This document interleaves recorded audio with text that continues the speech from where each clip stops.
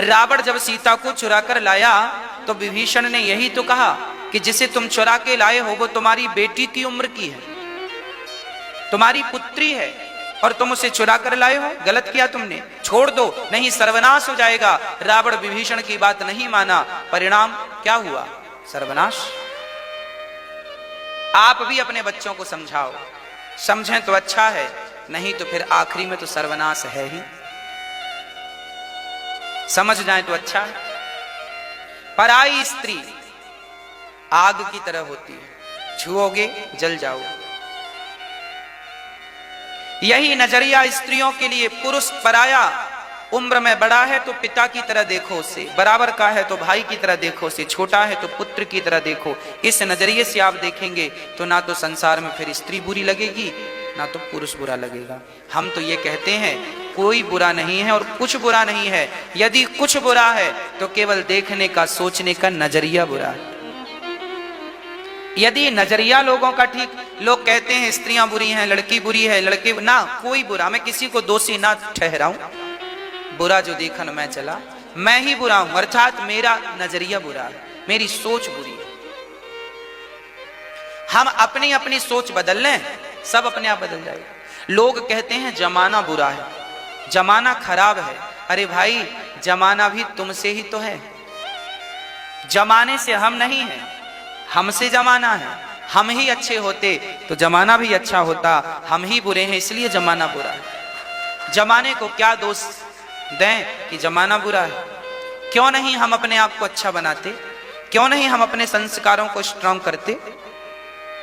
क्यों हम देखा देखी पे चलते हैं? हमारे बड़े बुजुर्ग कहते हैं कि फटे कपड़े मत पहनो, सिल करके पहनो। गरीब हो तो सुई धागा रखो, पुराने कपड़े पहनना चाहिए पर सिल करके। फट गया तो सिल लो। फटे कपड़े पहनने से दरिद्रता आती है, पर आजकल के बच्चे पैसा देकर फटे कपड़े लाते हैं। ये उनके संस्कार बन गए। ये आजकल के बच्चों के क्या बन गए? संस्कार। ये आपने संस्कार, ये संस्कार टीवी महारानी ने दिए हैं। टीवी महारानी है और मूवी महारानी है, ये दोनों ने मिलकर आपके बच्चों को ऐसे संस्कार दिए हैं जिससे दरिद्रता तो आएगी ही। फटे कपड़े नहीं पहनने चाहिए, पहनो, फट गया तो सिल कर पहनो, नहीं तो दरिद्रता। ऐसा बुजुर्ग लोग कहते थे, सुई धागा इसलिए रखते थे। पहले कपड़े फटे हों तो आदमी नहीं खरीदता था। सोचो जमाना कहां आ गया, कपड़े फटे हों तो और महंगे।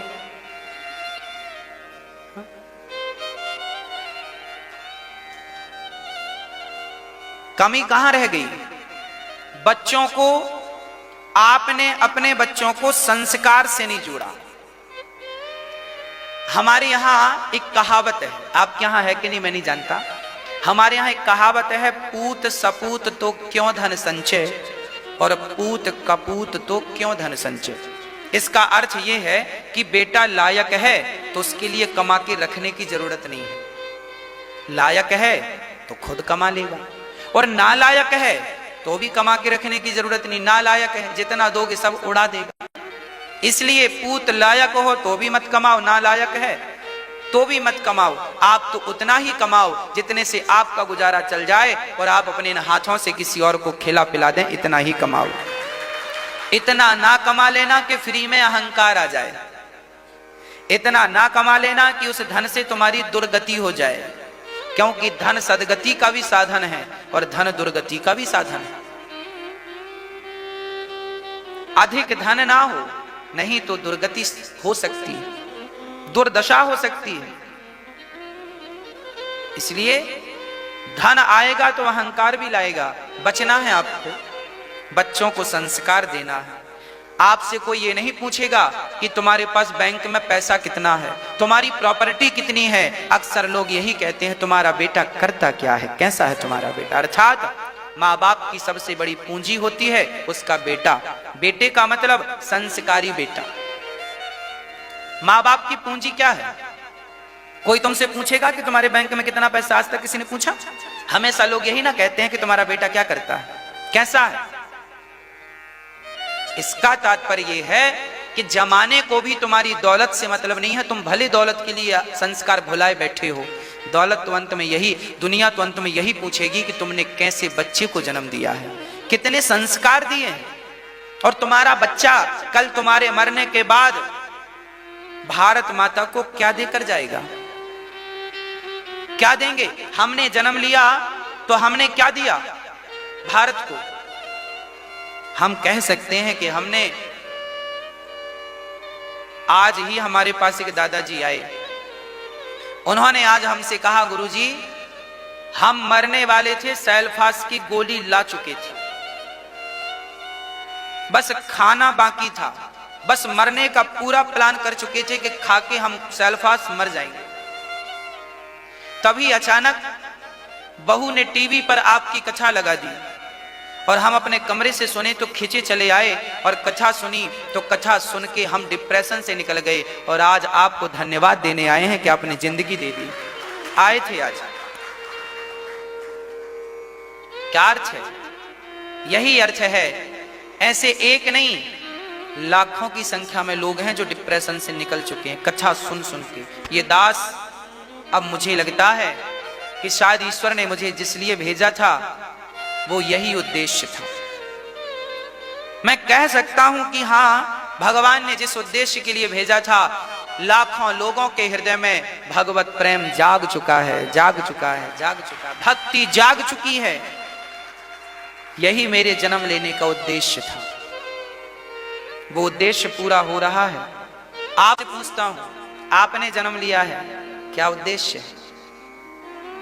केवल खाना, केवल सोना, केवल बच्चे पैदा करना, केवल ढेर सारा पैसा कमाना, केवल यही है तो ठीक नहीं। हर माँ बाप से मेरी प्रार्थना है, संस्कार दीजिए बच्चों को। आजकल माँ बाप बच्चों को पढ़ाने विदेश भेजते हैं। बेटा एक बार विदेश जाता है तो माँ बाप यहां मर जाते हैं, देखने भी नहीं आता, रंग चढ़ जाता है विदेशों का। बाद में माँ बाप रोते हैं, महाराज जी भेजा था पढ़ने के लिए, मर गए माँ बाप, देखने नहीं आया कि कहां है, कैसे है। कितनी घटनाएं।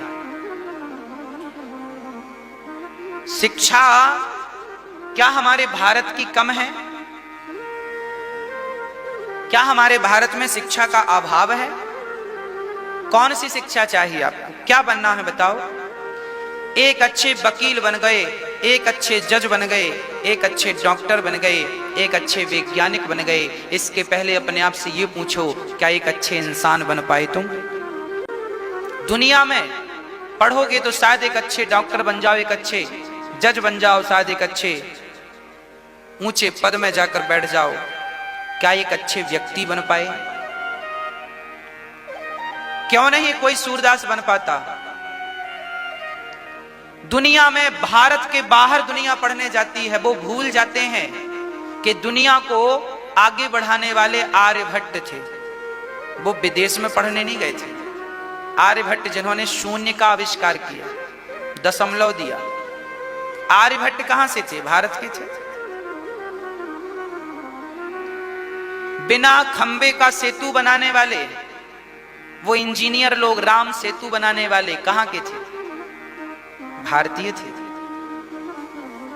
हां, इसका तात्पर्य यह है, आज घड़ी आप देखते हैं, घड़ी बनाने वाले को 10-10 कहते हैं। घड़ी को बने हुए लगभग 400 वर्ष पूरे होने को आए, पर भारत में 1400 वर्ष पहले घड़ी का आविष्कार हुआ था। कहां पर हुआ था?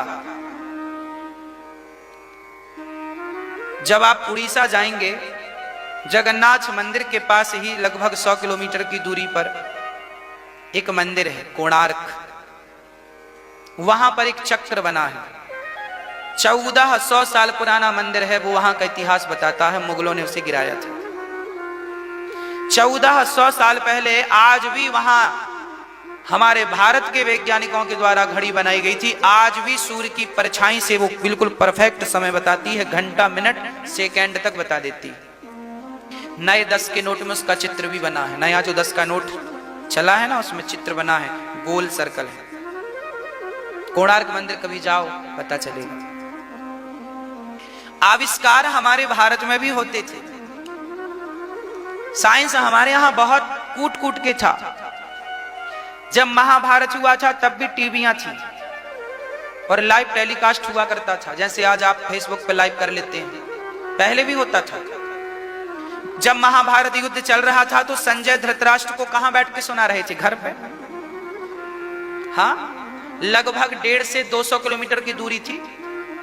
जहां महाभारत हो रहा था वो कुरुक्षेत्र था और ये हस्तिनापुर में सुना रहे थे, है ना।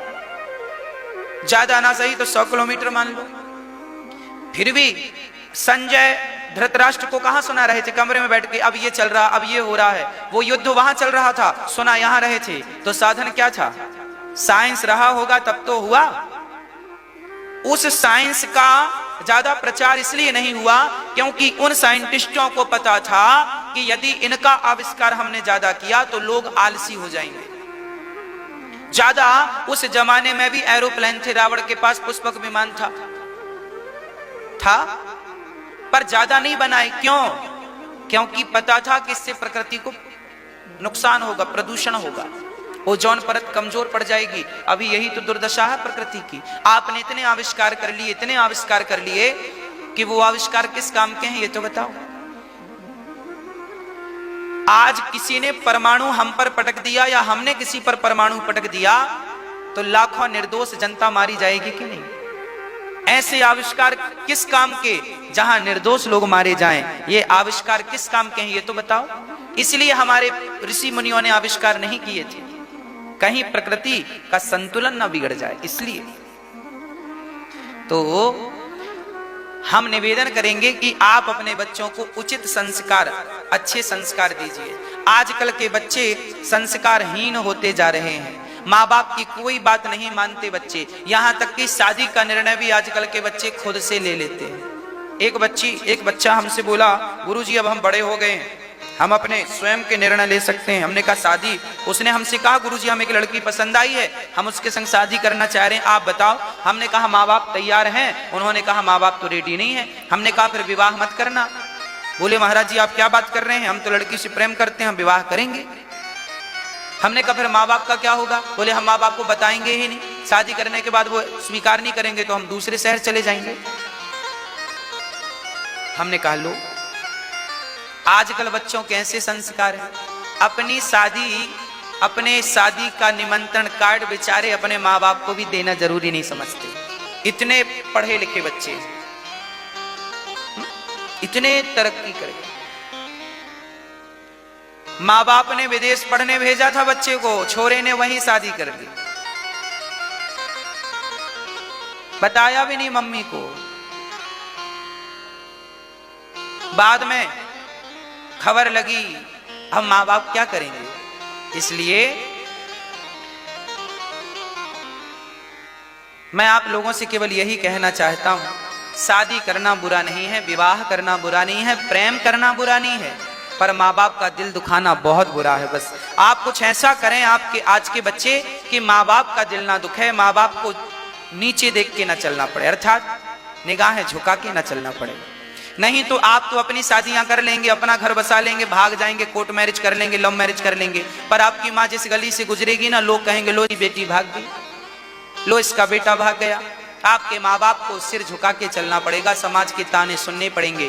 क्या आप ये चाहते हैं कि आपके माँ बाप को ताने सुनना पड़े? आज बहुत सारे बच्चे ऐसी गंदी हरकत करते हैं जिसके कारण माँ बाप को लज्जित होना पड़ता है चार लोगों के बीच में। हाँ या ना? होता है।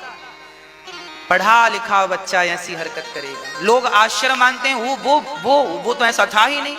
अरे था नहीं, संगत कर देती है सब कुछ।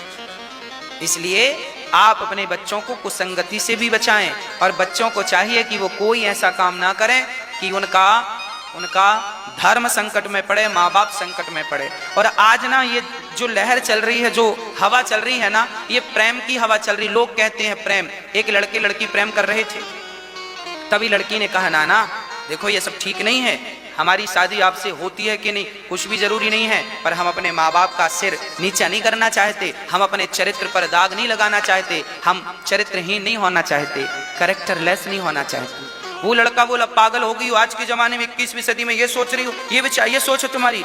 आजकल की लड़की अच्छी बात करे, अच्छी सोच रखे ना, तो लोग ये कहते पागल हो गई हो तुम, आज ये सोच रही हो। तो क्यों भाई, आज क्या सोचने का विचार है आपका? हाँ, चरित्र पर दाग लगवा ले तुम्हारे चक्कर में। तुम्हारा क्या है? मेरी जितनी बहनें सुन रही हैं उनसे मैं प्रार्थना करता हूं, याद रखना, बिगड़ेगा तो दूध का ही बिगड़ेगा, छाछ का कुछ नहीं बिगड़ना। हाँ, लड़की तो पवित्र दूध की तरह होती है और लड़के तो छाछ की तरह होते हैं। यदि चरित्र बिगड़ा किसी का तो लड़की का ही कुछ बिगड़ना है, लड़कों का कुछ नहीं। आज भी 21वीं सदी में बताओ लड़कों का क्या बिगड़ता है? क्या बिगड़ता है? कुछ नहीं बिगड़ता। आज भी पढ़े लिखे लोग हमारे भारत में हैं, पर लड़की एक बार ससुराल चली जाए और वहां कुछ कहा सुनी हो जाए, लड़का भगा दे लात मार के, लड़की माँ बाप के घर वापस आती है, फिर उसकी दूसरी शादी करो, पसीने छूट जाते हैं, उसकी दूसरी शादी नहीं होती, पर लड़के की तुरंत हो जाएगी। मतलब बिगड़ा किसका? लड़की का। किसका नहीं बिगड़ा? लड़के का। इसलिए आज भी मेरी बेटियों को, मेरी बहनों को यह बात समझ के चलना चाहिए, आप अपने चरित्र को बचा के चलो, क्योंकि बिगड़ना तो तुम्हारा ही है, उन लोगों का कुछ नहीं बिगड़ेगा जो तुम्हारा चरित्र बिगाड़ रहे हैं। वो तुम्हारा भी बिगाड़ेंगे और फिर भी वो शुद्ध के शुद्ध बने खड़े रहेंगे। आज 21वीं सदी में जहां पढ़े लिखे लोग, वहां भी ये थिंकिंग है। पता नहीं, भगवान जाने ये सोच कब गायब होगी, पर है अभी। इसलिए मैं अपनी हर बहन से निवेदन करता हूं कि आप अपने चरित्र का ख्याल रखें। कपड़े पर दाग लग गया तो छूट जाएगा, चरित्र पर लगा तो छूटेगा नहीं, इसलिए चरित्रवान बनिएगा। आज हमारे देश में अधिकांश बेटियां पढ़ने जाती हैं बड़े बड़े कॉलेजों में, और वहां पढ़ने जाती हैं। सारी मैं सबका नहीं कहूं, बहुत सारी हमारी बहनें अच्छी हैं, बेटे हमारे भाई अच्छे हैं, पर बहुत सारी बेटियां जाती हैं पढ़ने और वहां जाती हैं बड़े बड़े शहरों में, चरित्र से गिर के आना पड़ता है उनको। पढ़ाई के नाम पर, शिक्षा के नाम पर पढ़ती हैं, पढ़ते पढ़ते प्यार हो जाता है। प्यार क्या हुआ? वो प्यार केवल चरित्र तक ही प्यार था, चरित्र बिगड़ा तो प्यार भी खत्म। कोई प्यार व्यार नहीं होता, फिर भी लोग प्यार का। छोटी छोटी बच्चियों को समझाओ, बेटा प्यार कर लो, रोटी बनाना सीखा नहीं गोल गोल, रोटी बनाना नहीं आता गोल गोल, ठीक से पढ़ना नहीं आता, पर प्यार कर लेती हैं बेटियां। बच्चे प्यार कर 10वीं 9वीं 10वीं 11वीं 12वीं के बच्चे प्यार करते हैं बड़ी आसान।